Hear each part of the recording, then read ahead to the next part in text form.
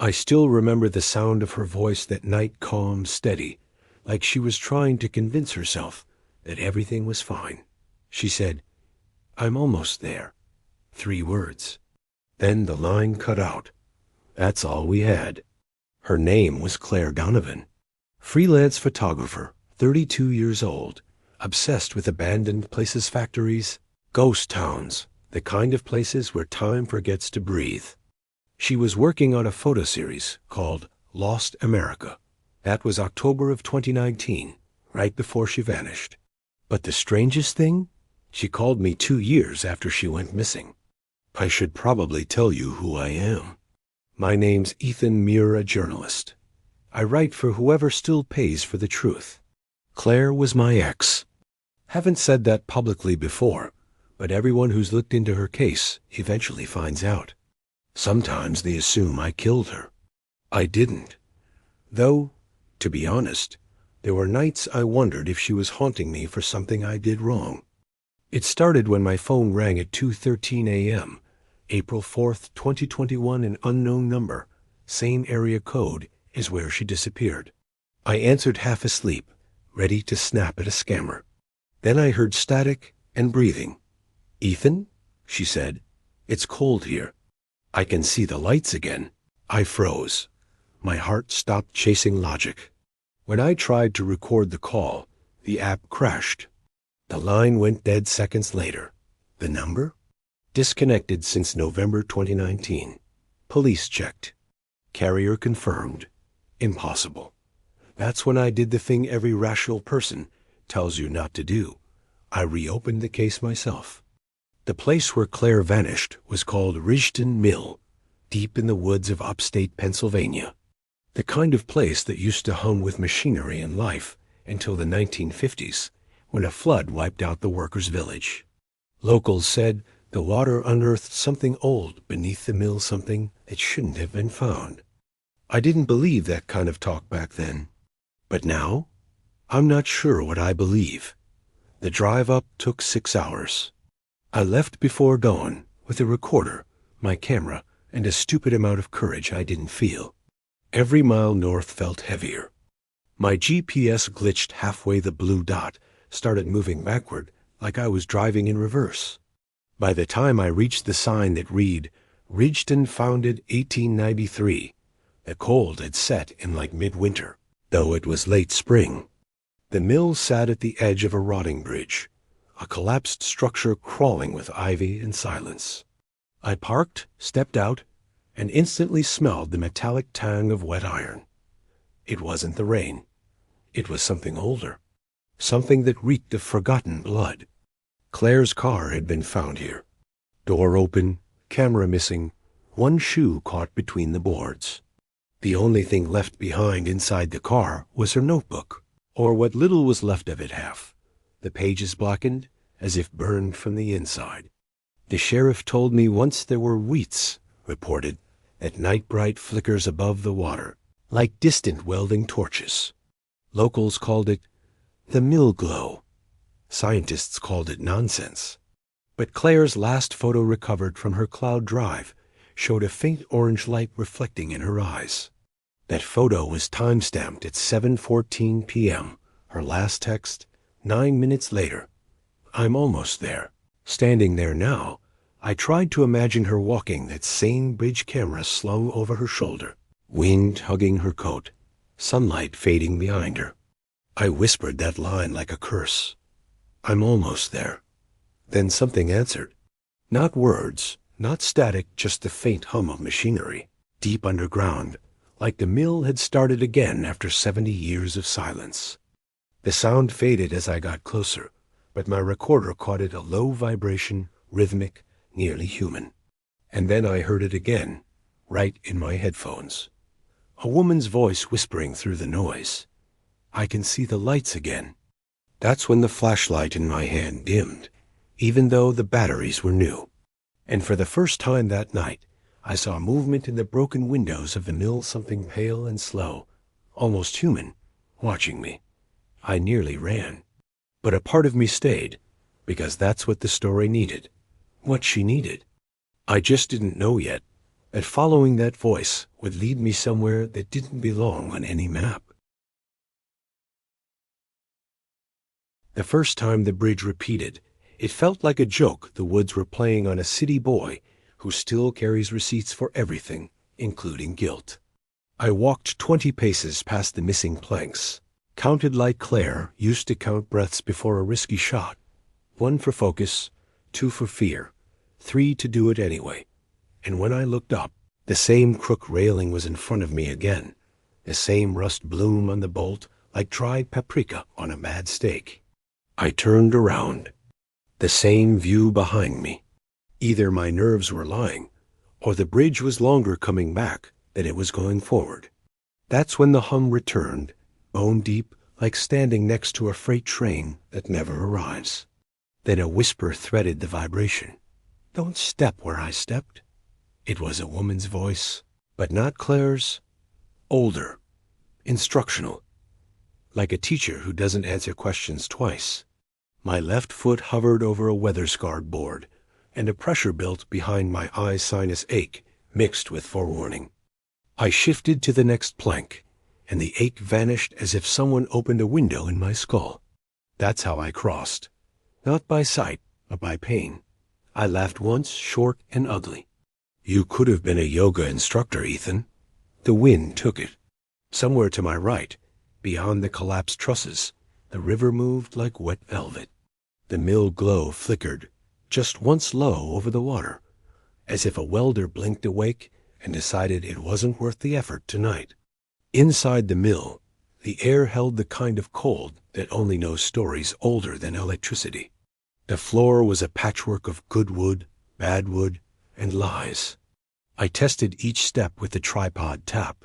Wait, tap until dust rose in reluctant confessions. On the ground level, machinery slept under burlap shapes that were once tarps. A gear the size of a truck tire leaned at a tired angle, teeth clogged with ancient burlap fluff. A calendar on a far wall still clung to July 1954. Every page welded by time, the pin rusted in place like it was keeping a secret that wasn't allowed to leave. "Ethan," my recorder whispered, not from a speaker, but from the feeling that a word can have density. Then my headphones hissed, not like static, but like breath on glass. I raised my camera, shot a frame of the gear, another of the calendar, and one of the stairwell that spiraled down under the main floor where the hum came from. The camera's display flashed a message it had never shown me. Location error. The GPS couldn't find me, and the compass overlay stuttered between N and N, deciding north was wherever I wasn't. At the top of the stairwell, the smell changed. Not rot, ozone, the afterscent of a storm that forgot to bring rain. The steps were iron, slick with condensation that hadn't learned about summer. Halfway down, a handprint appeared on the rail beside mine, slender, damp, and recent. Not mine, not rust. Water. I touched it and felt cold that didn't belong to temperature. It belonged to distance, like whoever left it hadn't been near me when she left it. The lower level was a maze of sluice channels and brick arches. The river threaded through the mill's belly like a patient undergoing surgery with the doctor on lunch break. In the center stood a concrete pedestal with a metal box bolted on top an old switch panel with porcelain, fuses, and a handle labeled feed. Someone had polished the handle recently. The grease shined under my light like the smile of someone who knows the punchline ends badly. A shoe sat beside the pedestal. Women's, black canvas with a white rubber toe. Claire owned a pair like that, but this one was caked with silt, as if it had climbed out of the river by itself. I didn't pick it up. I took a photo, then noticed the laces were tied in a knot Claire used to make when she shot abandoned churches double back, overhand, looped through like she was fastening a memory to the moment. I felt the kind of anger that protects love useless and holy at the same time. Almost, the headphones said. Not Claire, not the teacher. A chorus, like a choir that hadn't agreed on the key. The hum deepened. The panel handle twitched, a millimeter, as if an unseen hand tapped it like a bartender, checking if a keg still had life. I should have left. I know the rules. When the building starts talking and the dead start answering, you interview daylight, not darkness. But grief makes gamblers out of professionals. I set the tripod, pointed the camera at the panel, and hit record. Then I did something even dumber. I put my hand on the handle. Cold climbed my arm to the shoulder, a live thing with careful fingers. The room shrank. The arches bent like they were breathing. I pulled, just enough to feel resistance. The hum split into two notes, and a third threaded between them, a harmony that made my chest ache with a memory of choir practice in 7th grade when Mrs. Dwyer told us to find the note. It didn't exist until we sang it together. I pushed the handle back up, and the third note lingered a second too long. Lights, not bulb squares of orange hovering above the water, the size of windows. Inside them, shapes moved like people silhouetted against a sun that lived under the river. My brain tried to file the image under reflections, but there was nothing to reflect and nowhere for the windows to hang from. One shape turned, and I saw a profile, then an eye, and the eye looked at me the way a photograph sometimes looks at you, from a time that hasn't happened yet. "Ethan," Claire said. No static, no distance. A simple human address, like she'd walked into the kitchen and caught me ruining pasta again. I swung the light and nearly laughed, because laughter is the safety on fears trigger. She wasn't there. Not in any way my eyes could negotiate. But the voice had weight. It pressed the air, rippled the water, moved a single strand of burlap on a gear tooth. "Don't step where I stepped." "Where are you?" My own voice sounded like a stranger trying out my vowels. "Claire, where?" "Almost," she said again. Then a new sound stitched itself into the hum. The rhythm of a distant rotary phone dialing, the mechanical claw counting numbers with certainty. It took a second to place it, because no one under 40 keeps that sound in their pocket anymore. The panel handle jerked down an inch on its own. My flashlight died. Not dimmed, died. A murder with no suspects. Darkness folded over everything, with the fast confidence of a trained waiter flipping a tablecloth without breaking the glasses. In that dark, the orange windows brightened, and the shapes inside turned toward me as one, as if some stage cue had been given. A smell of hot dust rose, the smell of a device waking after a lifetime, followed by a click from the panel, so clean it felt surgical. The floor under me shifted, not collapsing, but deciding to be somewhere else. I threw my weight backward and landed hard, elbows ringing with impact. The camera skated, hit a brick lip, and stopped stop motion perfect, still framing the panel. The recorder kept rolling, its red light a stubborn star. I crawled by sound knuckles on stone, breath colliding with breath, and smacked my hand against the shoe. I grabbed it, stupid and certain and desperate, because it was a thing, and things don't lie the way phenomena do. From above, footsteps. Slow, deliberate, learning the building like a blindfolded guest. A beam of light swept the stairwell, bright and blue-white, the kind of LED clarity park rangers carry when they want to make a point without words. It paused on the calendar, tracked the burlap, found the rail with the fresh handprint. "Sheriff," a voice called. Male, middle-aged, irritated with his own fear, the way men get when the script doesn't match their bravado. "If you're in there, keep your hands where I can see them." Another voice, a woman, murmured something about the bridge. The first voice answered with a phrase that didn't belong in a mill at midnight. "It's repeating again." I stood, slowly, palms open. "Down here," I said, and my mouth was desert dry. The light found me, then the panel, then the shoe in my hand.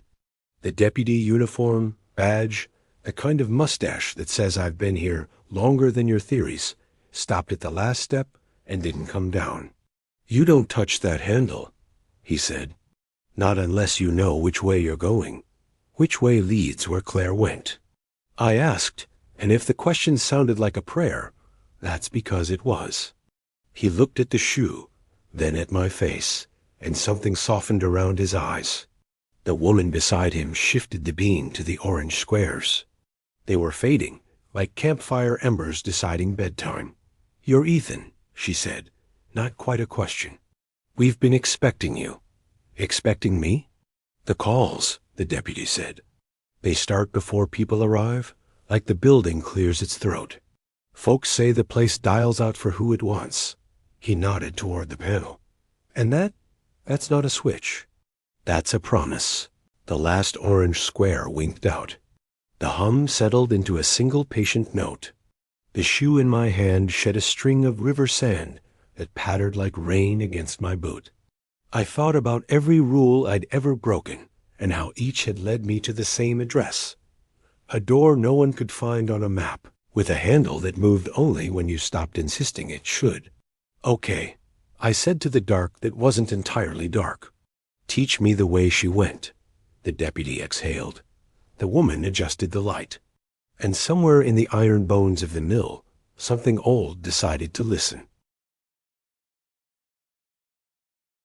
The deputy introduced himself as Halle, the woman as Deputy Alvarez, but formality felt like wearing a tux to a flood. Hawley kept the light on my hands, on the shoe, on the panel, like three suspects in a lineup. "You know her not," he said, nodding at the laces. "That helps." His voice had the rough courtesy of a man who used apologies like spare tires, only when absolutely necessary. Alvarez had mountain-quiet eyes, the kind that measure danger in teaspoons, not headlines. "The mill does what it does," she said. "We try to keep it from doing more." Her beam skimmed the porcelain fuses, the word feed, the grease that looked recently pilgrimaged by a thumb. "Sometimes it wants people. Sometimes it wants to return them." Return? The word felt too clean for what the room had been saying. Halle tapped the panel with a knuckle. "There's a pattern. Calls go out, voices of folks gone missing, or close enough, then someone who loves them shows up. If we get here first, we can keep the handle from dropping. If they get here first." He let the "if" inhale the rest. "What happens if it drops?" Alvarez angled her light toward the sluice tunnels. The water looked thicker than water, like it had been told to pretend. "Things open that aren't doors," she said. "Places look back." Halle made a decision and holstered his gun, which didn't look useful anyway. "You're going to want to see the lower vault," he said. "That's where she said it. Claire?" The name made my throat try to be two sizes at once. "Yeah," he said. "But not just her." We moved together, Halle leading, Alvarez behind, me in the middle like contraband hope. The steps weren't the same going down distances stretched and snapped like gum. On the fourth turn, a faint blue glow seeped from the mortar, not bright enough to be light, but persuasive. I reached out. The brick pulsed under my fingers like a slow heartbeat. Halle swatted my hand. "Don't accept anything you didn't ask for." "Rude?" I said, "because jokes are the rope you throw yourself when the water's black." "Effective," he said. The lower vault wasn't on any blueprint, because it had the arrogance of a place that predated paper. The ceiling dropped to a crouch. The river slid by behind iron grates, whispering in a language I almost understood if I let meaning become music first. In the center, another pedestal, smaller, with a rotary dial set into a metal faceplate. A real dial holes for fingers, numbers like enamel teeth. Above it, a bakelite handset rested in a cradle, secured with a loop of rusted chain, as if the phone needed to be kept from walking off. Someone had chalked 3 concentric circles on the floor around it. On the second ring, a scuff mark interrupted the chalk, like a heel had slid there and stopped. "Found this 18 months after the flood, when county crews came to seal off the tunnels," Halle said. "It wasn't here before the 50s. He looked tired around the history. "Thing only rings when it's already too late." As if on cue, the dial twitched. Not the phone, the dial. It trembled like a muscle remembering an injury. Alvarez muttered a prayer so quiet It aligned with the hum. The handset lifted a fraction against the chain, then settled as if reconsidering. I picked it up once, Halle said in a tone you use for confessions at gas stations. Heard my father. He's not missing. He's mean. There's a difference. What did he say? Nothing he hadn't said before. Halle swallowed the memory like a pill. But it knew. Alvarez gestured to the scuff in the chalk. She stood there, she said. The one you're looking for. We found her footprints up top. We found the shoe later when the river coughed. But down here, we found this. She pointed to a smear above the scuff. Not blood. Oily soot, as if a machine had breathed on stone. 4 finger marks and a thumb. The size matched Claire's hand too well for coincidence to pretend it wasn't involved. The hum changed key, almost imperceptibly, the way a conversation shifts when someone decides not to lie anymore. The orange windows returned, not above the water this time, but inside the grates, set back where the current should have been. Within them, not silhouettes rooms.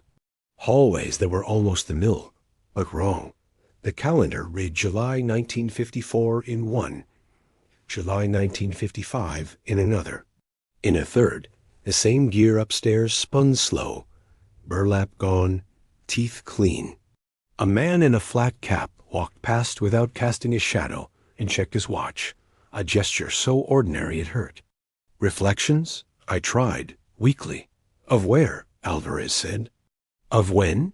The rotary dial clicked to 9 on its own, then to 1, and to 7. The numbers that formed were nonsense until they weren't. The pattern hit, rhythm my stomach recognized. The first 6 digits of my old apartment, the place Claire called from when she was late and happy. It stopped on the last number and trembled, waiting for me to complete the memory. Don't, Halle said. She called me, I said. 2 years after. She didn't, he said, gentle. Something used her shape. The handset lifted, chain taut, like a dog at the end of a leash that knows the way home. The hum nodded. The chalk dusted up in a breathless ring. And then, from the handset speaker, not sound temperature, the air went January, sharp and clean, a cold that organizes your thoughts against your will. Ethan, the phone said in her voice, not a recording. The version of her that knew where the coffee filters hid when I rearranged the kitchen like a tyrant. It's cold here. I can see the lights again. I reached. Halle caught my wrist. His grip had the authority of a man who had buried too many what-ifs. Ask a question only she could answer, Alvarez said quickly. Make the place prove its ID. What did we carve under the table at Mary's diner? I asked, choking on the past for air. Silence, and a smile you can hear. You carved, pay later. I carved, we pay now. The waitress told us both we were working the wrong religion. Halle let go. His eyes said, fine, but I'll blame you and me both. I lifted the handset. The plastic was warm, like a palm. Where are you? I asked, the useless first question of every ghost story. Almost, she said, and for a second the word was bright with humor. I hate that word now. Her breath fogged the space between us in a way that wasn't space. I didn't step where the floor was. I stepped where the floor would be. The windows, I said, staring into the grates. In one, a woman in a long skirt pinned her hair and looked toward where I stood, then passed through a door that didn't exist in my version of the room. They're not windows, Claire said. They're lunch breaks. Explain. Time stops to eat, she said, impatient and dear. Little bites. The mill learned that when the flood slowed it, when the belts froze, when men waited with their hands in their pockets and watched the water beside, it takes its meals in squares. If you step on the table at the right moment, you sit down in the wrong year. Alvarez whispered, liminal, like a diagnosis. I'd read about thresholds. Nothing I'd read involved a switchboard with hunger. How do I get you back? The question shook. You don't, she said, soft. You get close enough that almost becomes a bridge. The orange squares brightened. In one, Claire appeared not head-on, but in a reflection on glass, her camera raised. The line of her jaw confident, the crescent scar by her ear, the one from the childhood dog who loved too hard. She was exactly as she had been the week she left. She looked to her right, my left, and said, to someone not me, "Tell him not to pull the handle all the way. Half, and wait for the third note." "What third note?" Halle asked, crowding fear into procedure. "You'll hear it," she said. "And Ethan?" "I'm here. Don't step where I stepped." The line didn't go dead. It sighed like fabric. Then the dial spun itself slow to 0, and the handset warmed further, like a hand passing me another hand. Halle squared up. "Half pull," he said. "On my count." Alvarez marked the chalk. "More. If you pass out, I'm leaving you exactly halfway, on principle." "Romantic," I said, and slipped the shoe's laces over my wrist like a bracelet, a promise made of canvas and river. We faced the panel upstairs again. The mill waited the way a theater waits when the house lights dim. I put my fingers on the handle and felt something old lean closer to listen. 1, Halle said. The hum found its first note. 2. A second note climbed beneath it, unsure but determined. "Half," he said. I pulled. The handle clicked into the not-quite place. The room inhaled. We waited for the third. It came like a coin dropped in a church plate, small, bright, and impossible to ignore. The third note threaded through the other two and made them make sense, the way a missing word stitches a sentence back together. It wasn't high or low so much as true, and the room seemed surprised to hear itself say it. The handle trembled in my grip, wanting more, and every instinct I owned said never give a hungry thing the second bite it requests. "Hold," Halle said, voice steady, jaw not. The beam from Alvarez's light skimmed the porcelain fuses, found the chalk she'd marked, and settled on my hands like she was drawing a target and a blessing at the same time. Somewhere in the iron bones above, a pigeon shifted its opinion of the rafters. The river took a long, thoughtful breath.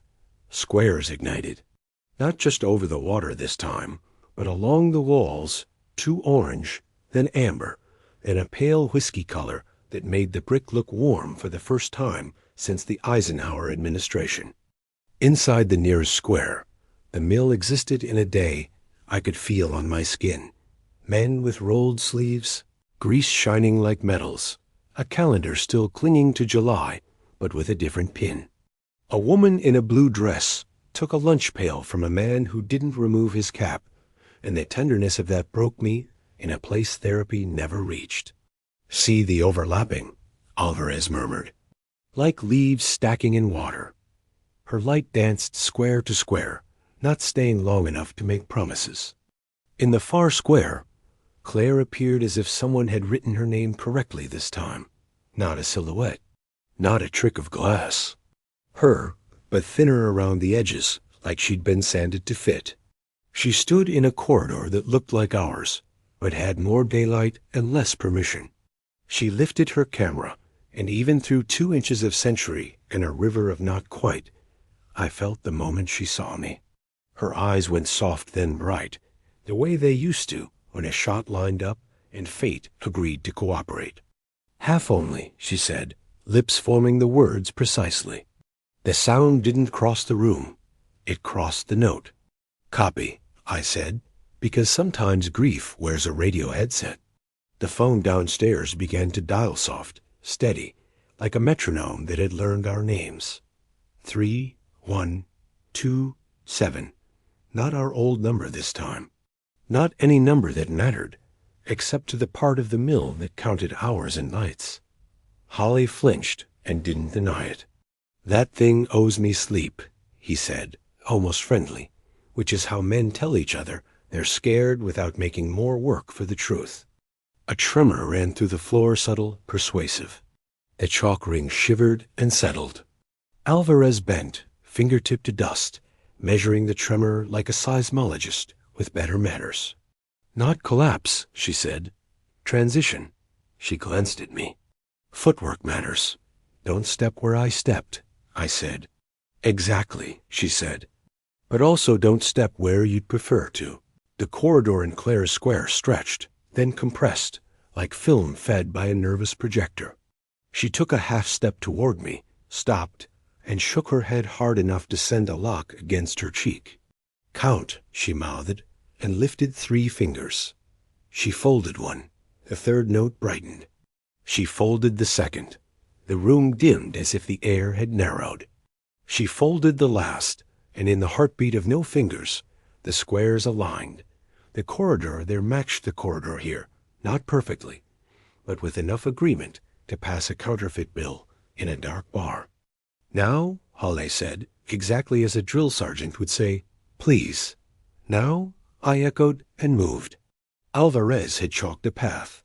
Heel prints where to place, X's where not to.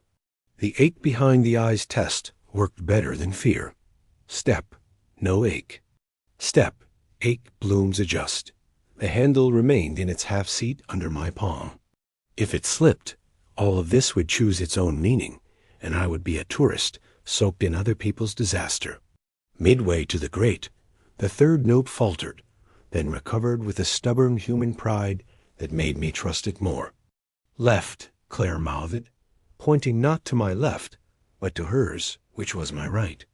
She laughed at herself one breath, old and mine, and the square flickered like humor had upset the mechanism. I corrected, set my boot on chalk, and the grate in front of me wasn't grate anymore. It was threshold. The metal bars still looked like metal bars, but looking wasn't the correct verb. I could feel space where iron pretended to be. Last step is a half, Alvarez warned. Match the handle. Half steps, I said, like a wedding vow in a language invented after the ceremony. Ethan, Claire said, not a mouth shape now, but a word that knew where my spine was. She held up her hand, palm out, and the scar by her ear caught the whiskey light. If you feel pulled, lean forward, not back. Against instinct? Against gravity as advertised, she said. Trust the other kind. I put my foot into the square.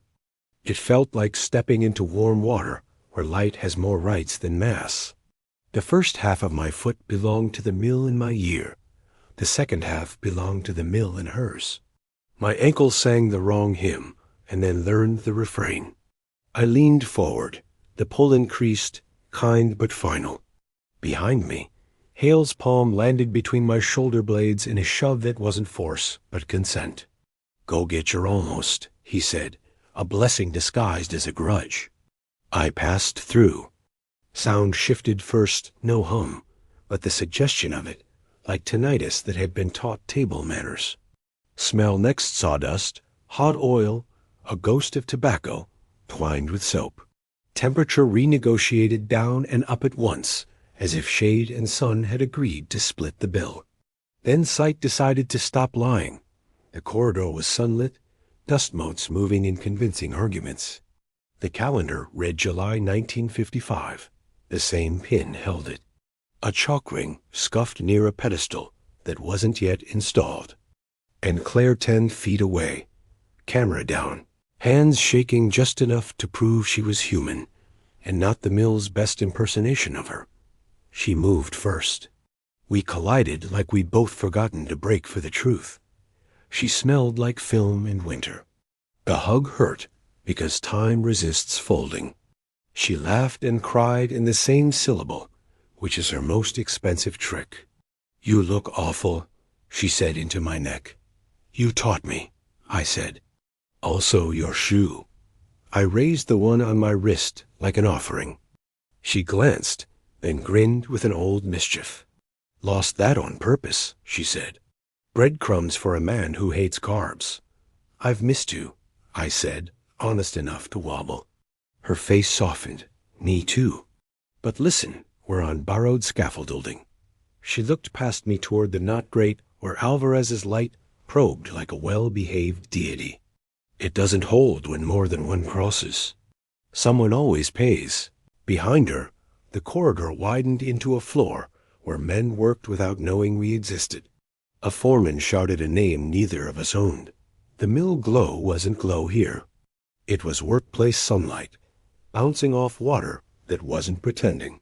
A boy with a lunch pail wove through, whistling something that wouldn't be written for another decade. The ordinary of it made the impossible feel polite. "How long?" I asked.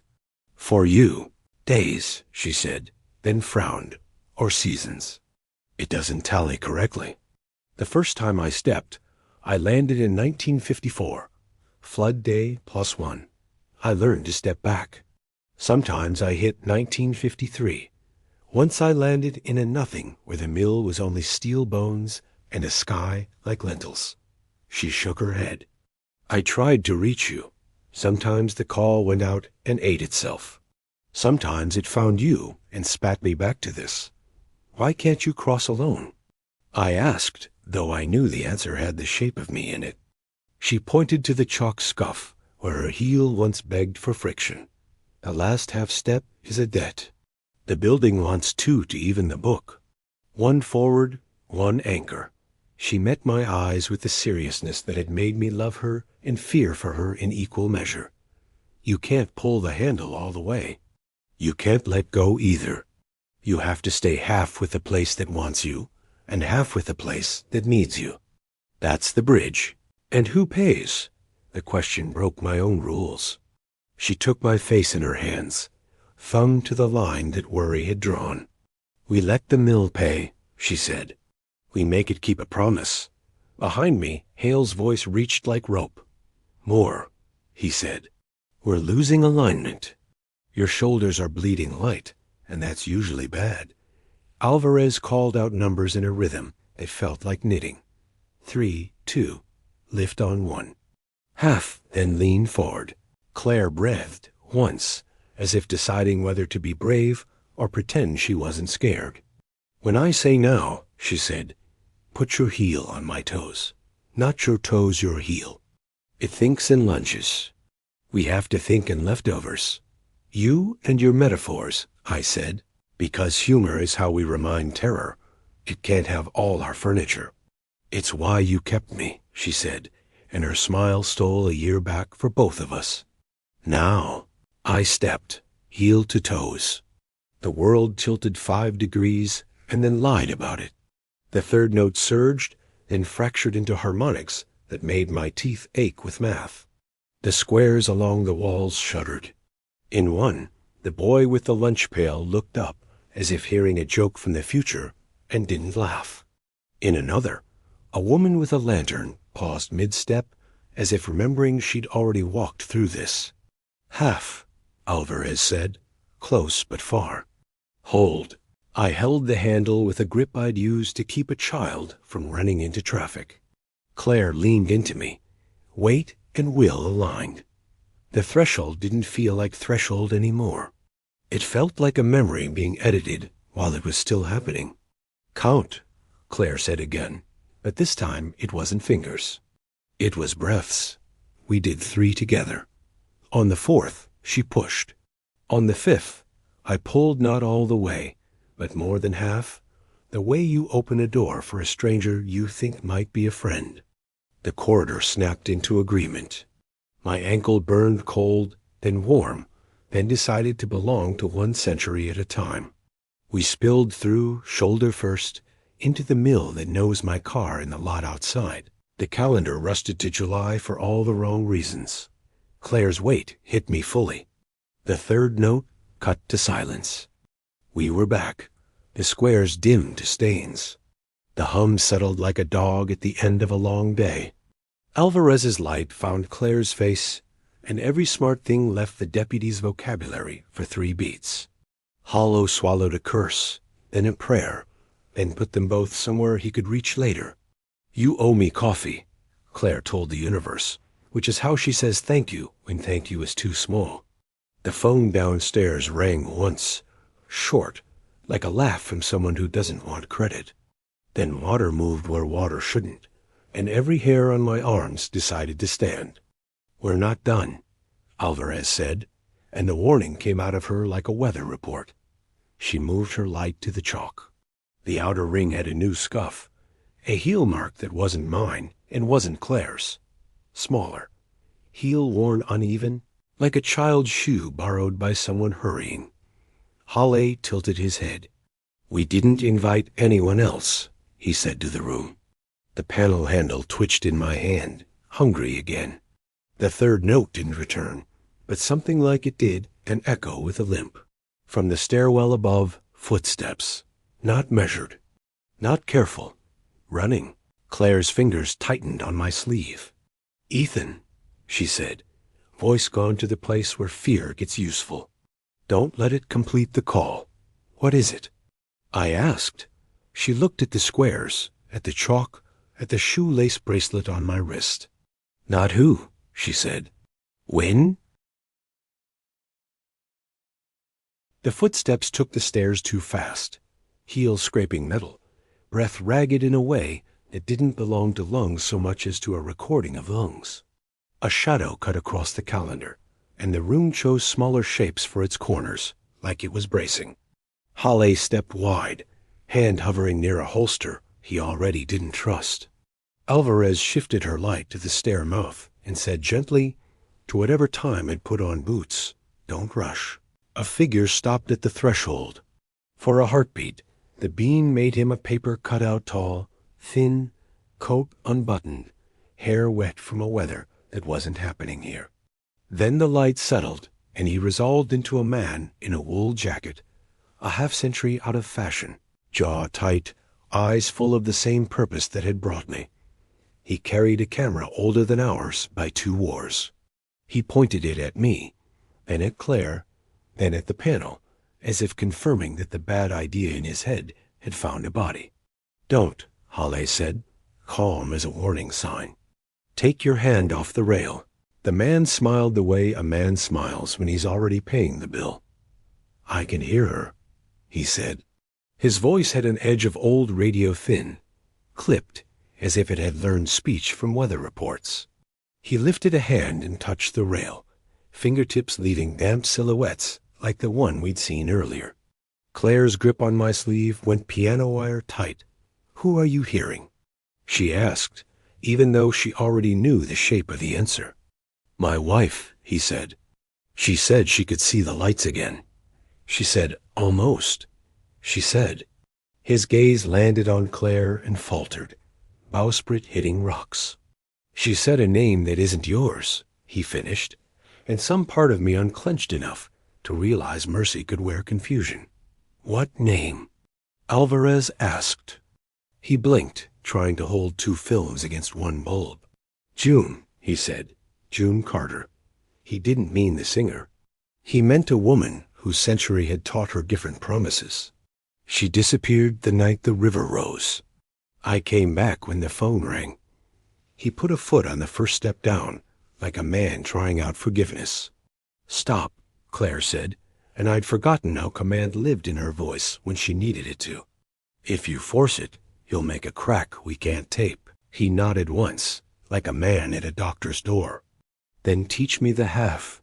He looked at my hand on the handle. "I can hold." I wanted to say no, because no is the easiest kind of love, but the chalk rings were already whispering in a language of scuffs, and the squares along the walls were waking like windows at dawn. The nearest one slid into a view of a flooded street. July 1954, men on rooftops shouting names into water. A woman in a pale blouse clutched a radio, face turned to an angle I recognized from Grieving Strangers, the one you use when you inventory the air for cruelty. She was real because her hair wasn't perfect. She was real because she looked bored by fear between the spikes of it. She was real because the mill looked at her and didn't know how to. "She'll be in the lower vault," Alvarez said, more to the room than to us. "This place likes its echoes. It wants a pair for every thread it pulls." She moved, cat-quiet, to the rotary phone, which sat content and terrible on its bolted pedestal. The dial spun on its own to 5, then to 4, then to 7, as if counting seconds that weren't hours. Halle cut his eyes to me. You hold, he said. I'll anchor him. Alvarez, you run the numbers. The numbers? I asked. She cocked an eyebrow, amused despite the math. Don't you love it when men assume we didn't name a thing? The steps, she said. Not where to, but when. 3 notes, 5 breaths, 7 heartbeats. It likes primes. It's petty like that. The man in the wool jacket stood beside me now, close enough that I could smell the old rain in his coat. His face was younger than his posture. He had the distracted hands of someone who fixed radios for neighbors and never charged enough. What's your name? I asked. He considered whether a name changed fates. Emmett, he said. I'm not a bad man. That matters to me. It matters to us, Claire said, and made it true. We walked him through it fast enough that fear couldn't undercut the training montage. Half handle. 3rd note. Chalk. Ache test. Emmett listened like a man who has learned to trust instructions written in grease pencil on the back of a receipt. He glanced at the phone once, but didn't touch it. When the 3rd note arrived, coin in a plate, he closed his eyes like he was seeing an old house from the road. She'll tell you heel to toes, Claire said. Not because it's sweet, because it's geometry. He nodded. The squares brightened. In one, the flooded street untwisted into a dry corridor. In another, men in flat caps moved a gear with the ineffable choreography of people who had always done it this way. In a third, a woman with a lantern looked toward us with the patient impatience of someone who had waited in every century and preferred not to repeat herself. June, Emmett breathed, and the square nearest the floor lined itself up with his want. He stepped, heel first. His ankle sang a wrong hymn, then found the refrain. I leaned into the handle, felt it hunger, and said no with the kind of politeness that gets respect. Hawley put a hand on Emmett's back. Alvarez counted, soft and authoritative, like a nurse with a metronome. 3 breaths. 4. 5. On the 6th, the corridor stuttered. On the 7th, it agreed. He passed through, coat catching on a fraction of bar that wasn't there anymore, and remembering it anyway. He turned once in the doorway of time and tipped 2 fingers off his brow toward us, a salute from a war we hadn't helped him fight. Then he was in, and the square went from window to wall stain, as if it felt modest about the miracle. Silence retook its office. Hawley exhaled so hard it bounced dust. Alvarez checked the chalk like a priestess taking attendance. Claire didn't let go of my sleeve. From below, the phone rang. Not the courtesy chirp from before. 2 rings, close together, like a heart that thinks it might be late. The chain on the handset trembled, then stilled, as if it had been told to behave. Alvarez put her light on it. It wants to finish the call it started, she said. Let it, I said. Claire shook her head.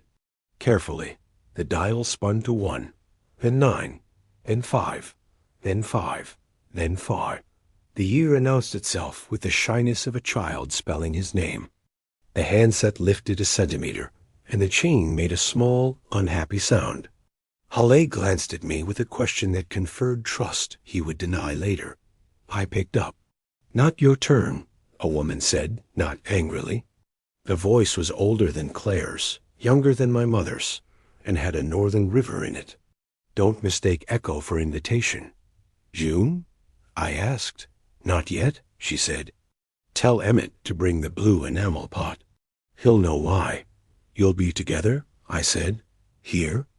She made a sound that might have been a laugh if a flood hadn't taken some of the spare joy. We're where we've always been, she said. It's you who keep arriving. The line warmed, then cooled, then warmed again, like a hand deciding to hold. Listen, she said. You think you've closed the book. You have only underlined a sentence. The mill is hungry, but polite. It will ask again. Don't be here when it does. Why not?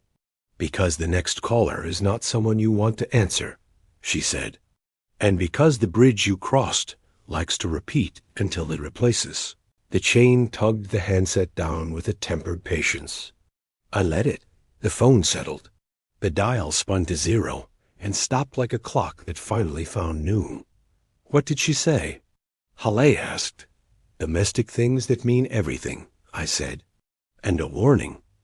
Alvarez was already at the panel, tracing her chalk marks with a boot toe, erasing some, doubling others. We should go, she said, before it asks us to stay for coffee. We gathered ourselves with the clumsy grace of people who have not yet earned the right to feel safe. Claire touched the gear, the calendar, the burlap draped 3 small benedictions. I'm not done with this place, she said, but she said it to me, not to the mill. It thinks in lunches. I think in resurrections. Let's think in exits, Halle said, and for once no one argued. We headed for the stairs. The air had warmed by a degree that felt like permission. The bridge outside sounded wet and honest. I allowed myself to picture sunlight and the ruined dignity of my car's passenger seat full of her again. Halfway up, the mill tried one last trick. The 3rd note returned, broken, a bird with a bent wing. It threaded the bones of the stairs and set a memory in my teeth. My phone at 2:13 a.m., her voice saying it's cold, almost lights. The step beneath my foot lengthened by an inch, then 2, then more, like a malicious tape measure. Don't correct, Claire said calmly. Let the stretch finish. If you reach, it'll take your reach and make it a rule. I didn't reach. The step settled. The note faded like a hurt joke. Halle grunted approval he would later deny having given. Alvarez put a chalk X on that particular tread, an offense the mill would have to forgive. At the top, the bridge waited with its crooked rail and paprika rust bloom, the river very much pretending to be a river, which is all anyone can ask of water. The woods smelled like someone had canceled a storm. Sky, a flat pewter turning grudgingly toward nickel. We crossed not by pain this time, but by rhythm touch, lift, let the bridge repeat if it needs to repeat, and don't try to beat it. Just let it finish its thought. At the cars, everything ordinary hit me so hard I felt drunk. The dent in my fender from a grocery cart. The coffee cup fossilizing in the cup holder. A map app that announced its presence like a dog that thinks announcing is a job. Claire sat in the passenger seat and stared at the glove compartment like she was reading a confession from a stranger. Then she laughed, sudden and bright, and covered her face with both hands. I forgot, she said into her palms. I forgot how ugly your playlists are. Some of us age into our taste, I said. Some of us fall into a time hole. She leaned her head back, watched the tree line curve, and let the laugh soften into breath. We should go, she said, before it tries again. We did. Tires over gravel, then blacktop, then the solace of white lines. The mill receded in the rear view, small and smug. Halle and Alvarez followed until the county road, then peeled off with a brief, unsentimental wave that promised bureaucracy later and a shared silence now. 10 minutes out, my phone woke itself, screen bright in the dim car. No vibration, no ring, just light. On the lock screen, a missed call notification from unknown, timestamped 3 minutes in the future. Claire saw it the same moment I did. Don't answer, she said, because answering is a habit, and habits feed machines. It's missed, I said. I can't. We watched the digits count toward the time the call would have happened. When they reached it, the notification blinked, then changed. Not unknown anymore. A number, area code ours. The last 4 digits. 1955. It's not done, Claire said, and rested her forehead against the window. Outside, trees blurred into respectable anonymity. Inside, the air tasted like a promise we didn't know we'd made. What does it want? I asked. She considered, then smiled, wicked and holy. What everything wants, she said. A sequel. The phone chimed once, not a ring, a reminder. The kind you tap away and think you've won. I powered it off. The screen went black, and in the glass I saw us. First-person man who had pulled a handle to half, woman who had stepped where the floor would be, both of us wearing the face you get when you pretend you weren't crying and do a decent job. We'll tell the truth? I asked. We'll tell a version that behaves, she said. Then, softer, we'll tell enough. The road unfurled. The radio found a station that knew old songs by their first breath. We drove toward a town that hadn't paid its streetlights yet. The mill glow was behind us. Ahead, the ordinary lights of people who had decided to keep being people. At the edge of the county, the bridge wasn't repeating anymore, but the story was. We didn't go home. We aimed at home, which is different. 20 minutes down the county road, the sky pulled a slight of hand pewter to nickel to something like old bone, and the trees along the shoulder started to look like witnesses who'd changed their stories. Claire watched the mirror the way veterans watch fireworks, grateful, wary, ready to duck. The missed call notification sat on my blacked-out screen like a dare from a polite demon. Okay, she said, voice steadying itself on a joke that hadn't arrived yet.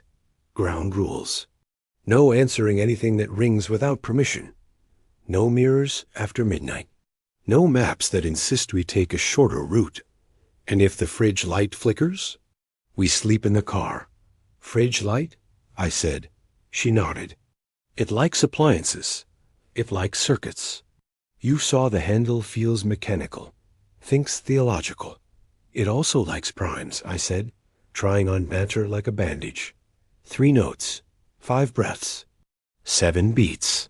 Don't make it cute, she said, but her mouth curved anyway. It hears cute and writes a nursery rhyme that eats someone. Town approached like it had rehearsed, pretending not to care. Gas station, laundromat, a diner with a neon coffee cup that blinked coffee and couldn't be bothered to fix itself. We pulled into a motel that had earned the word clean through sheer stubbornness. The clerk slid us a key that weighed as much as a good decision. Claire carried no bags. Her missing had eaten most of her things, and the rest would have to be repurchased from the present. Inside the room, she stood in the doorway like someone returning to shore after too long pretending to be a whale. Light, she said. I flicked the switch. Nothing buzzed. A small miracle. She rolled her shoulders, shed the mill one muscle at a time, and then looked at me properly eyes, taking inventory, hands ready to write a receipt. You okay? I asked, a question that shouldn't be yes, but sometimes is anyway. I'm angry, she said. At the word almost. At the squares. At the way the river pretends to be innocent every century. At you for being predictable enough to come get me. At me for making the breadcrumb a shoe. At the idea that a building gets hungry. That sounds like okay, I said.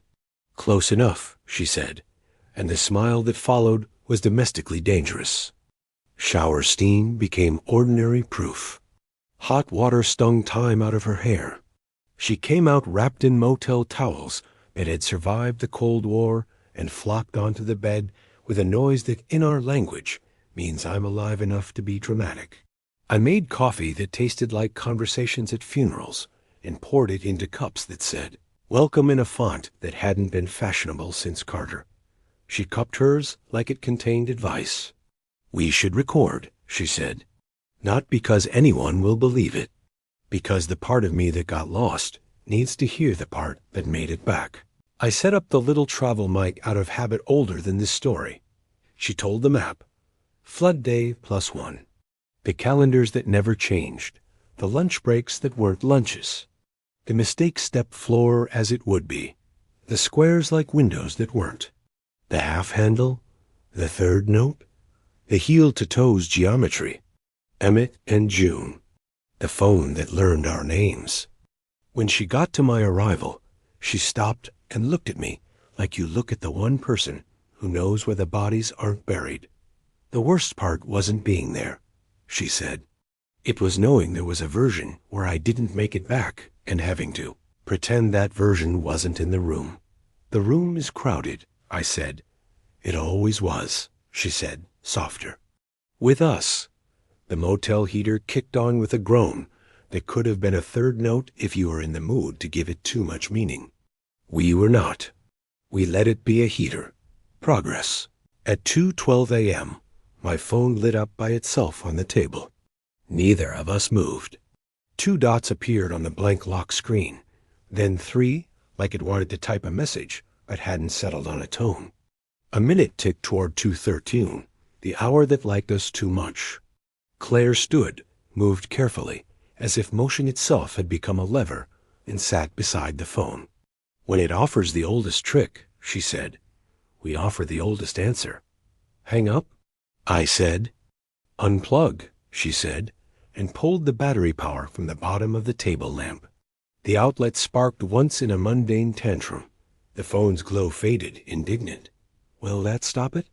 I asked. No, she said. It will embarrass it. We slept in shape and fractions, like you do after your life misbehaves. In the morning, light came in squares through the cheap blinds, and we both laughed at that, because laughing is how you remind a metaphor it doesn't own you. Breakfast at Mary's Diner, because of course. The same booth where we carved our differing philosophies. The carving was still there, softened by scrubs and years. Pay later. We pay now. The waitress was new to us, but older than our grief, and she poured coffee with the authority of someone who knows the difference between decaf and defeat. You look like a reunion, she said, not unkindly. Long commute, Claire said. Roads are hell, the waitress said, and left sugar as if it were medicine.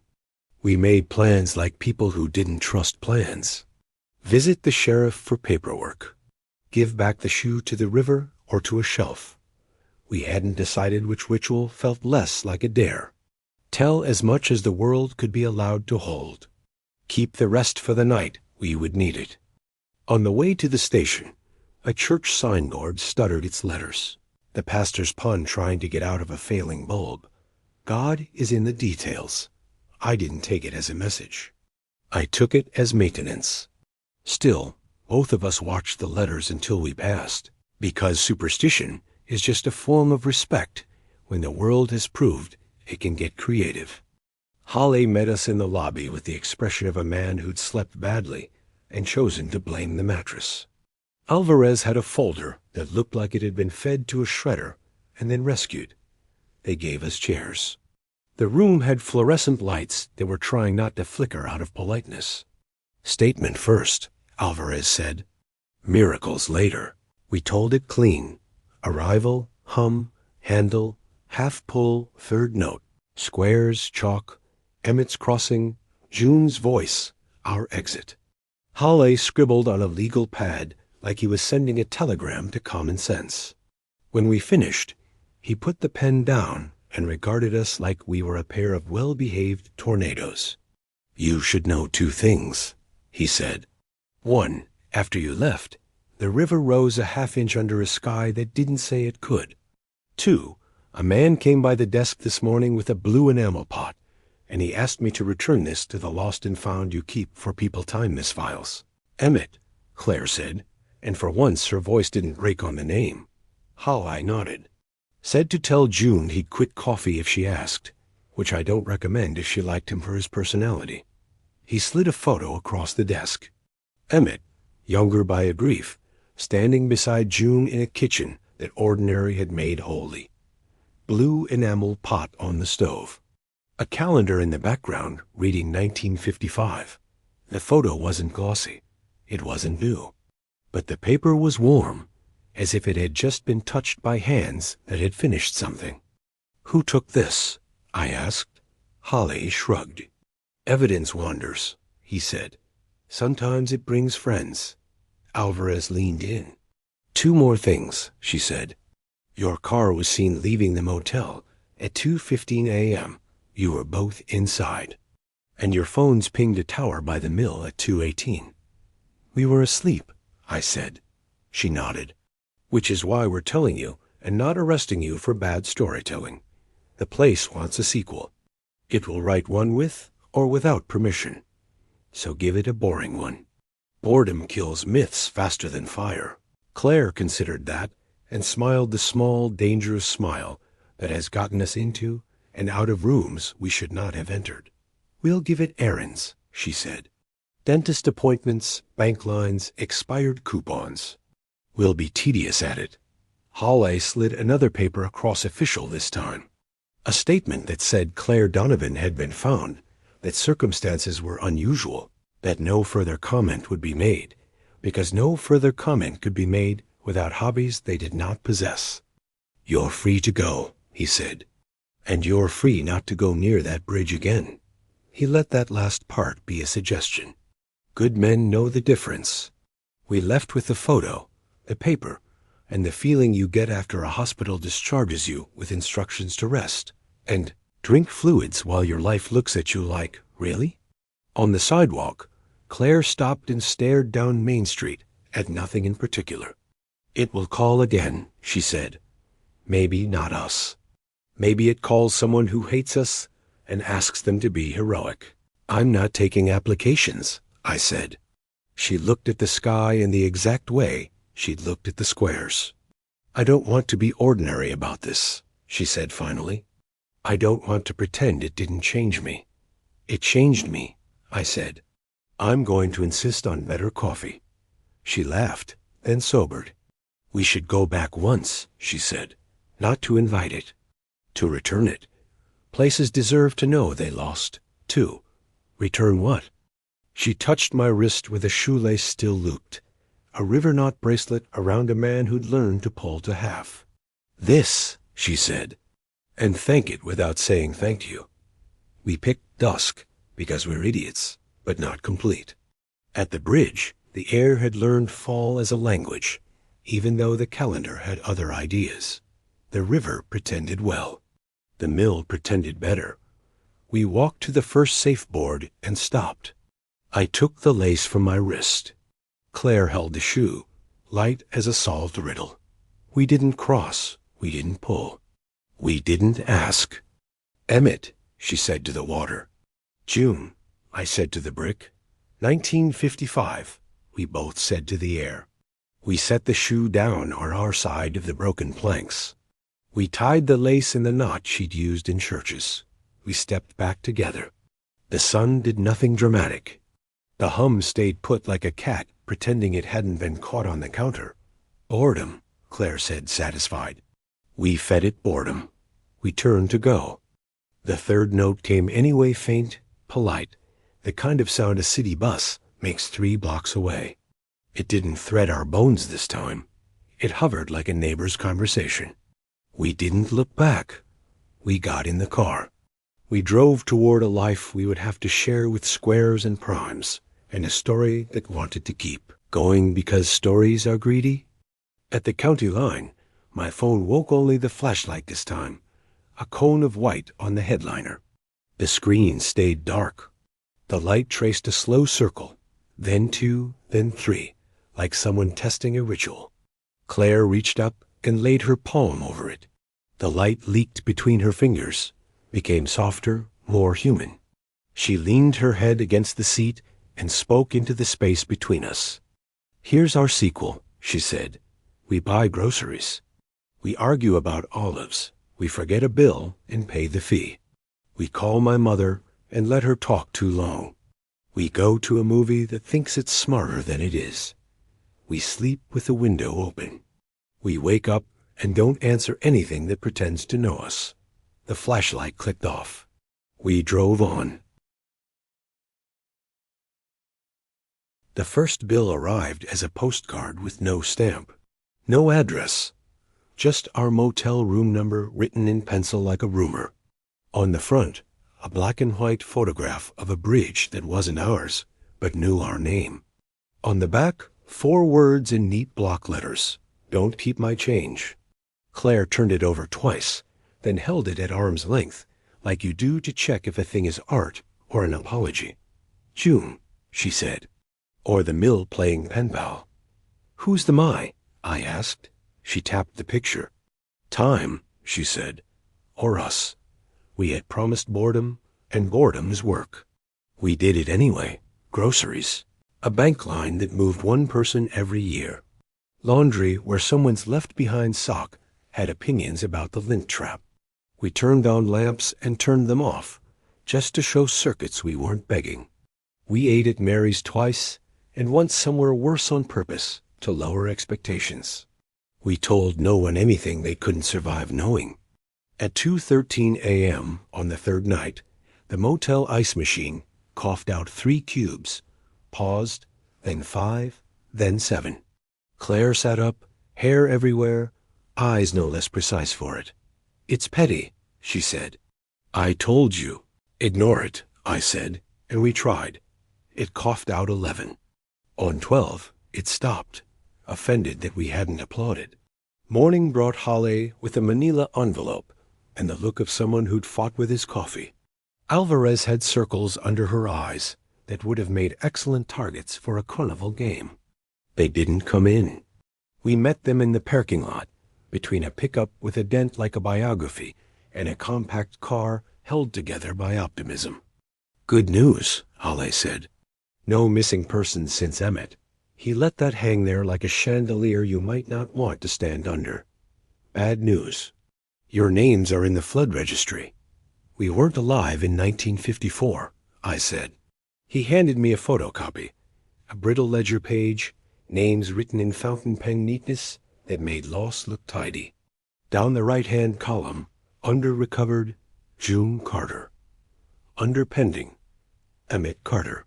And there, bottom third, in ink the color of patience, Claire Donovan, pending. Ethan Moore, pending. Claire smiled without teeth. It's filing the sequel in advance. Alvarez glanced toward the road, as if expecting a procession of calendars to cross against the light.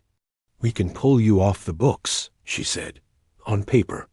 Papers keep real things away about half the time. And the other half? I asked. You get good at walking the long way around, she said. And at closing doors you didn't open. We signed forms with pens that worked just well enough. Halle slipped his copy into a folder labeled unhelpful. You'll want to see this too, he said, and passed me a photo, printed from an old negative, the kind that smells like vinegar. A boy stood on a roof above a flooded street, holding a lunch pail bigger than his future. His smile had the gall to be real. In the lower corner, barely there, a reflection on the water showed the mill windows as squares. In one square, tiny but certain, stood a man in a modern coat. Me, or someone who would be if the water got what it wanted. We didn't send you that, Halle said. The river did. Claire took it, held it to the light, then turned it so the reflection nearly vanished. Hungry, she said, but polite. We kept at boredom. We bought a houseplant and named it Indecision. We burned toast and blamed the settings. We read the paper out loud to each other, like old people practicing. The phone stayed off at night, on during the day, and refused to be interesting. On a Tuesday that wanted to be a Thursday, the motel clerk slid us a padded envelope with no return. Inside, the blue enamel lid of a pot chipped at the rim. A note on diner order pad paper. He kept the promise. J.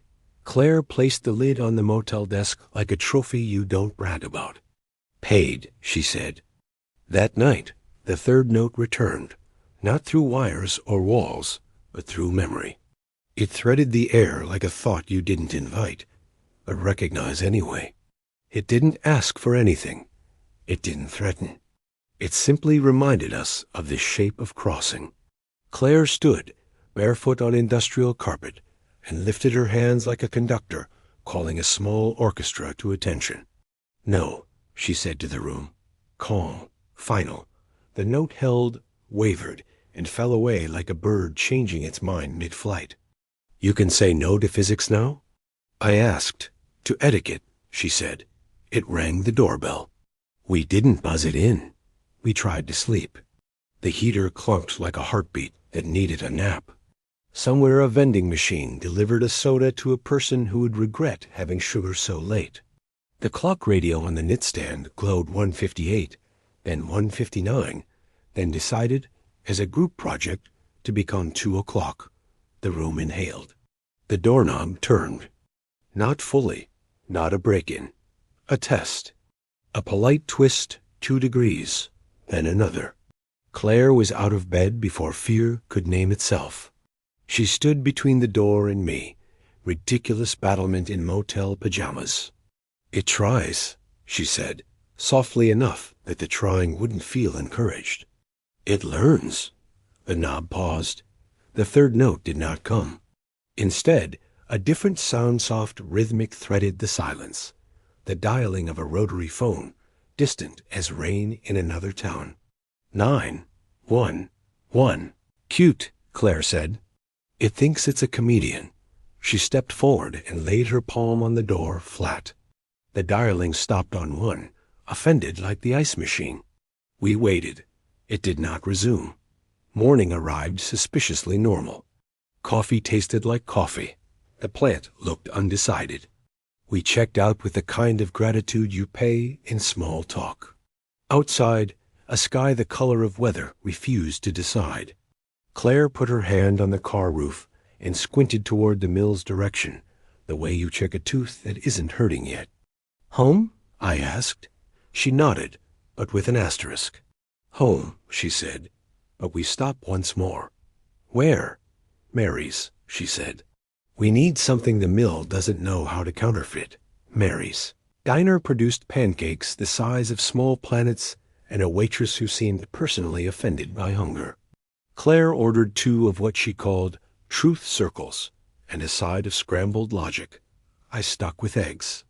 The booth felt like history without the paperwork.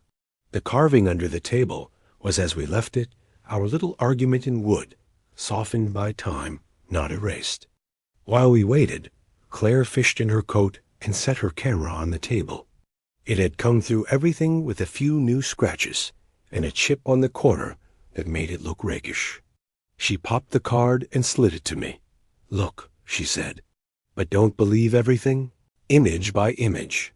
The mill's gears, the calendar, the burlap like sleeping animals, the lower vault, the pedestal and its chained phone, squares like windows lit from underneath the river, a boy with a lunch pail that time keeps trying to bill extra, Emmett's coat disappearing into a rectangle of borrowed day, a reflection of Claire's face in a square, confident and afraid and both. Then a photo that made the fork clatter out of my hand. My back, my shoulders leaned into a half pull. Hale's palm on my spine. Alvarez's light like proof. Claire's hand raised in the square our 2 worlds held together by a note I could almost hear in the pixels. "Who took this?" I asked, throat not cooperating. She pointed at the corner. In the glass of a gauge, in the clean circle of its reflection, a tiny man held a camera. Me. And behind me, tinier still, another me. And behind him, "Stop," Claire said, smiling and wincing with the same mouth. "We don't have shelves for that many versions." The pancakes arrived, and the smell forgave us for having brains. We ate like the living. Around bite 3, the bell over the door jingled, and a woman walked in with a face the river had almost kept. June was older than the ledger had allowed her to be 50, maybe 60, but the eyes were the same kind of present, and the hair had the memory of pins. She wore a blue dress, not out of nostalgia, but because it had always suited her. She carried the blue enamel pot lid, polished now, in a canvas tote that said Sunoco, because the past has a sense of humor. She stopped at our booth, like she'd been assigned it by a map, only she could see. "I wondered," she said, voice that northern river, "if you eat when you say you'll." "We do," Claire said, scooting in. "Join us?" June glanced at the pancakes, then at Claire's camera, then at me, like she was trying to decide if I folded laundry. She slid in. The waitress arrived with the speed of someone who ships joy overnight. Coffee appeared. Eggs materialized. June took both like she'd paid in advance. Emmett? I asked. She nodded, a movement that contained both a wedding and a flood. Home, she said simply. He sleeps like someone who always deserved to. Claire reached into the tote without asking an intimacy women grant each other when the world has tried to separate them, and pulled out a folded paper towel. Inside, a photograph. June and Emmett in the kitchen again, but now new. Age where it belonged. The blue pot on the stove, like a moon that had chosen them. On the wall, a calendar that read the correct year. In the corner, a smudge that might be a square if you were looking for trouble. I wasn't. How did you cross? I asked, careful, like you ask the ocean a question. June buttered toast with the competence of a surgeon. We didn't, she said. It crossed, to us.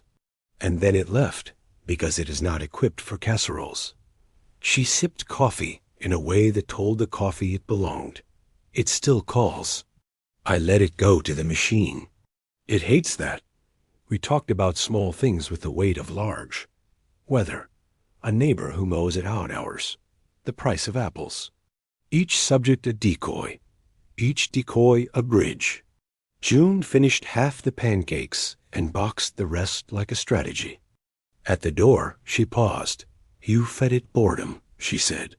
Good. Starve it of spectacle. That's how you win. Will it stop? Claire asked. June shook her head, but kindly. It's a place, she said. Places don't stop. They wait. They make offers. That's their job. She touched Claire's sleeve, then mine.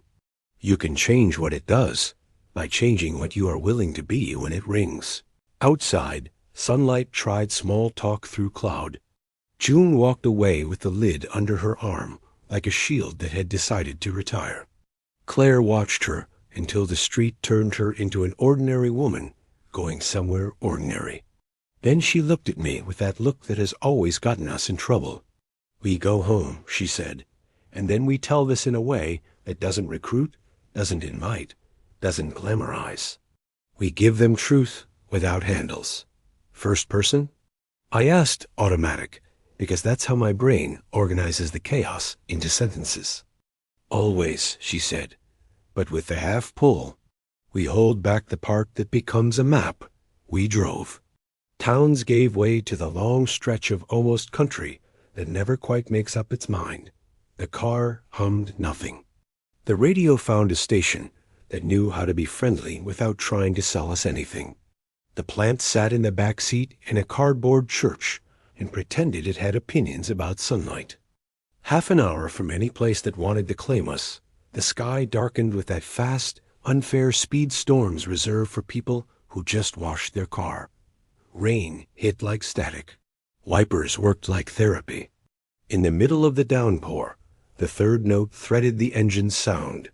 Not loud, not demanding, present. Don't, Claire said to whatever thought I had. I wasn't, I began, and then the headlights caught a shape on the shoulder. A woman, pale blouse, hair pinned without vanity, standing at the guardrail, looking down into a gully full of water whipping itself into opinions. June? I said, ridiculous, because June was full of pancakes and not of ghosts. She's not ours, Claire said. Or she is, but not precise. The note climbed a degree, testing whether we'd sing along. The woman lifted her hand in a gesture that could have been help or hello or memory. The water below made squares out of light that was not anywhere to be found. We don't stop, Claire said, and put her hand over mine on the wheel, steering with me, not instead of me. We don't stop, I echoed, and drove past the place where the story wanted a prettier picture. In the mirror, the shoulder was empty by the second blink. The storm broke. The road steamed. Sunlight returned like a neighbor, returning a borrowed ladder with nothing to say. The third note faded into the part of the brain that holds language for rain. By the time we reached the apartment, our apartment again, because the lease had forgiven us, the world had the decency to be itself. Keys in the dish, shoes by the door, mail on the mat. The fridge light stayed steady, either out of fear or manners. The plant looked marginally more decisive. Claire stood in the middle of the living room and turned slowly like she was scanning for squares. "We're here," she said to the air. "We are not answering." The voicemail icon blinked once on the landline we kept for. Abuse by politicians and relatives. We didn't have to press play. The message pressed itself.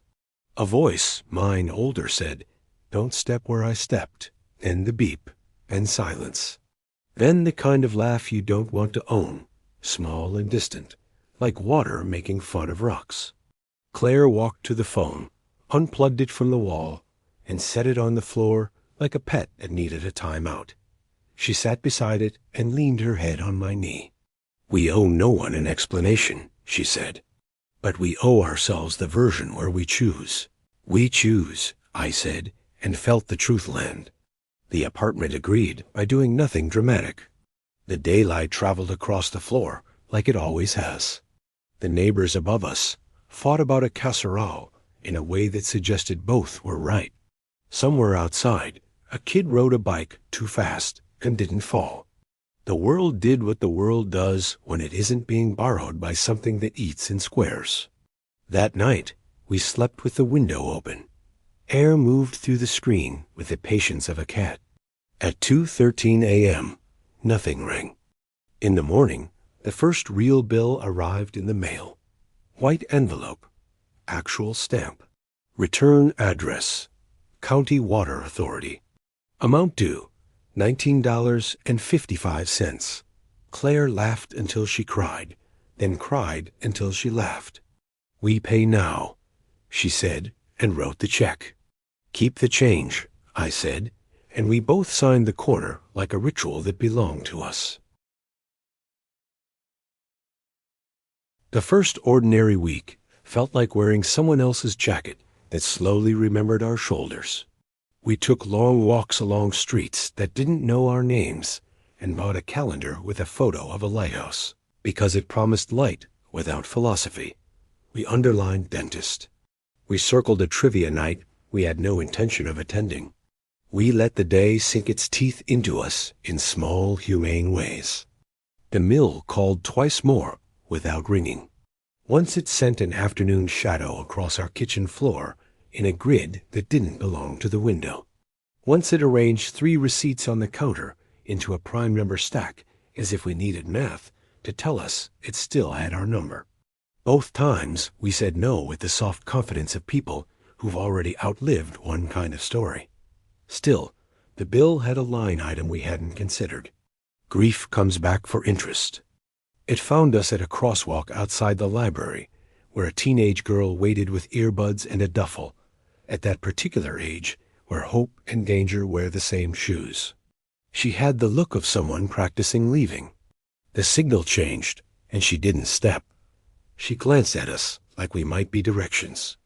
"You know the old mill?" she asked. Claire's hand found mine by muscle memory, interlaced like a promise signed in tendons. "We know enough," she said. The girl smiled and tried on bravado that didn't fit yet. "I got a call," she said, "from a number that can't be a number.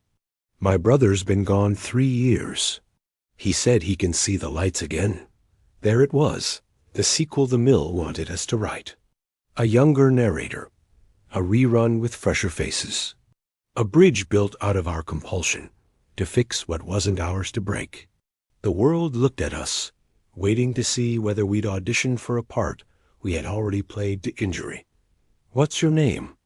I asked, because names keep people in their bodies a little longer. "Sasha," she said. "Okay, Sasha," Claire said, voice steady enough to hold a few universes. "Here's what you do. You let us buy you a coffee, and then we'll tell you a story that doesn't have a switch anywhere in it." Sasha blinked, half offended, half relieved. We walked to the corner shop. We sat by the window where daylight is most accountable. We told her about receipts and dentist appointments and how boring can be armor if you let it. We told her about calls that sound like love and aren't. We told her how to say no without turning it into a dare. We did not say threshold, squares, half-pole, primes. We did not draw the door. What if he's really there? She whispered. He may be, Claire said, and meant kindness as policy. But the thing that wants you to believe it needs a second person. It will ask you to pay with your life in installments. Your brother wouldn't take that deal for you. Sasha stared at the condensation on her cup like it contained a parable. What if I go anyway? She asked, trying bravery on her tongue. Then come by the station first, I said. Ask for Halle or Alvarez. Tell them we sent you. They'll make you angry with caution, and you'll think they don't understand. Later you'll realize their job is to keep the handle exactly where it is. She nodded, which teenagers do when they've decided not to nod yet. She left with our number tucked into her phone under a fake name. Indecision. The door chime did its job. We sat quiet until the coffee cooled into a sermon on patience. That night, we wrote the story. Not the Mills version. Ours. The one where the hook was an ache, but not an invitation. Where the heightening told the truth about thresholds, without teaching anyone how to fold themselves into a year that wouldn't hold. The part where you slow down or refuse to stall was a kitchen table. 2 mugs, 1 lamp, and laughter that made a meal out of fear. Claire insisted we begin with the part that felt like a domestic argument with fate. We did. We kept our promises. First person, no chapters, no map. We didn't clean the edges of our voices. We left the splinters. We named the smell of hot dust and the sound of a rotary dial, but we never counted out the numbers in order. We didn't mention the chalk coordinates. We talked about primes, then changed the subject. When we finished, we looked at each other with the relief you give yourself when you didn't make anything worse. We closed the laptop. We printed a copy and put it in a drawer, not because paper is safer, but because some doors open less eagerly for ink. At 2:13 a.m., the landline light blinked once and retired. The fridge hummed a steady sea. The apartment breathed like a dog, sleeping with its feet twitching, chasing an ordinary rabbit across an ordinary field. 3 weeks later, the mill tried again, bigger. It sent the county a storm that wasn't in the forecast, a rehearsal for a flood with the volume knob half tightened. Bridges closed early. The river bulged its pockets. The town pulled summer furniture into garages and called cousins and the higher zip codes. Halle parked his cruiser at the edge of the bridge that repeats and stared at the sign that says Ridgeton like it had been lying politely for a century. Alvarez drew chalk X's on the department floor where no one would step, because sometimes ritual is the only way to keep a building from feeling lonely. We did the only thing we know to do now, small, boring heroism. We helped stack sandbags where sand stopped being metaphor. We told the kid with the drone to go home because some photographs cost futures. We brought coffee that was hot and wrong but generous. We did not go inside. We did not touch the handle. When the river rose, we watched the water decide and refused to be impressed by its theater. The storm failed to become plot. It passed with the mild embarrassment of a big actor forgetting a line. The river lowered itself in increments, like a man backing out of a dare. In the gravel at the bridge mouth, the shoe we'd left as a ritual was gone, either carried forward or carried back, which is how most objects leave a story. The knot we'd tied in its lace remained, a small punctuation on the ground that did not explain itself. A week later, we did what the mill cannot. We celebrated aging. Family, friends, cake that thought it was a mountain. In the middle of the voices, someone asked for the story, the one we'd written. Claire looked at me. I looked at her. We told enough. The room grew quiet in the right places and laughed in the right places and didn't ask for a map. After, an aunt pressed my hand and said, I always knew you two were dramatic, which is the highest compliment in our family. In bed that night, the window open, the city doing its faithful low murmur. Claire rolled toward me and tapped my chest twice, like a knock on a door she already owned. Say it, she said. What? The line, she said, smile tucked at one corner. I'm almost there, I said, because that's what started this and what almost ended it. She shook her head. No, she said. The other one. Don't step where I stepped, I said, and the sentence felt like a vow we could live with. Good, she said. Now add the part we've earned. I took her hand and finished it. Don't step where I stepped. Step where we're choosing. And Knight agreed. Or maybe we did, which is better. Months pass in accountable ways now. We collect proof like magpies who've learned restraint. Ticket stubs, grocery lists, a photo of June and Emmett at a picnic where the only square belonged to a tablecloth. Sasha texts sometimes with pictures of her brother as he was, not as the river wanted him to be. Holly sends us a holiday card that reads "Keep off the handle" in block letters. Alvarez drops a note that says your plant looks committed now, with a picture of indecision thriving beyond what the tag promised. We return once, in daylight, with people. A county crew seals the lower vault with brick that knows its job and mortar mixed like a sacrament. No ceremony, no speeches. Just work done with stubborn competence. The panel gets a cage. The stair gets a gate. The bridge gets a sign that reads "No access," which is a lie we allow ourselves to tell. The river pretends to be a river and succeeds. We stand back. We do not bless anything. We do not curse anything. We take a photo of the crew because they deserve to exist in a story that ends with paperwork. A pigeon tests the rafters and approves. Sunlight occupies the air in squares that come from the sky, not from under it. At the car, Claire squeezes my hand. We didn't bury it, she says. No, I say. We learned how not to be its meal. Same difference, she says, and for us it is. The last call comes years later, and not at 2:13 a.m. It comes during a Saturday hardware store run. Aisle 11, between screws that promise universes and paint samples named after weather. My phone lights with unknown. The habit to answer has eroded with time and chosen rudeness. I let it go. It leaves a voicemail. At home, we play it on speaker while we cook. Oil pops. Onions admit they are onions. The message is short. Ethan, a man says. The voice is mine and not. Older. Tired in a way that might be earned, not taken. You did all right. A pause. A breath. Tell me we paid now. I look at Claire, and she's already nodding. Tears the good kind, the kind that irrigate without flooding. I delete the message, not out of fear, out of policy. We don't keep doors that have their own keys. We eat. We argue about olives and use both kinds. We leave the window open. The plant judges us and forgives us. A neighbor knocks to borrow sugar and ends up staying to tell us a joke that requires hand motions. Later, in bed, the moon draws a rectangle on the floor that looks like a square if you want trouble. We don't. We let the rectangle be a rectangle. We sleep.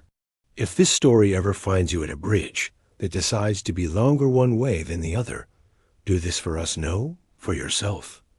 Count breaths, not notes. If a phone rings from a year that smells like hot dust, let it go to the machine. Don't step where someone else stepped. Step where you are choosing, heel to toes, with someone's hand at the center of your back, reminding you the world is livable at half pull. And if something politely hungry asks for a sequel, give it errands. Feed it boredom. Pay now. We did. We are. We will.